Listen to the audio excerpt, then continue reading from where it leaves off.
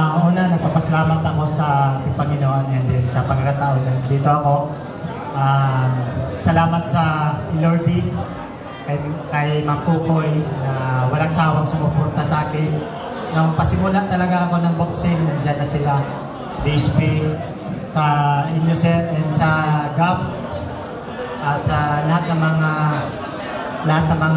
naniniwala sa akin, na sumusuporta sa akin, mga Three Warriors.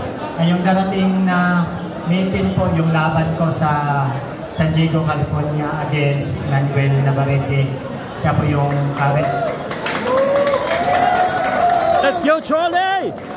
Siya po yung current WBO Junior Lightweight Champion, and isa po itong blessing para sa akin dahil hindi po lahat ng mga boksingero, aspirant at boxers na makalaban ng world title. So, isa po ako sa edad na 37 years old. Yung, alam mo yung maraming na hindi na niniwala na may pag-asa pa. Pero encouragement sa lahat ng mga pasimula pa lang. Huwag po kayong mawala ng pag-asa kasi ako nag-start ako mag-pro sa pro boxer sa edad na 30 years old. So, almost 6 years pa lang ako sa pro. Lalo na kayo na may mga potential pala sa bata pa.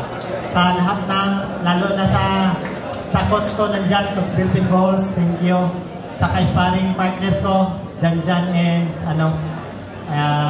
si Arnel Bakunahin na nagbubugbog sa akin. Kung sino pa ba yun? Salamat sa inyo.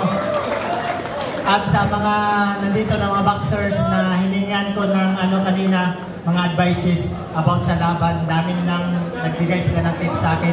Malaking tulong po yun sa akin. At saka kahit hindi boksingero na nakausap ko, thank you so much sa mga advices nyo sa akin. At baon ko po yun pagdating ko sa ngayong meeting sa darating kong laban ng World Championship. WBO. Thank you.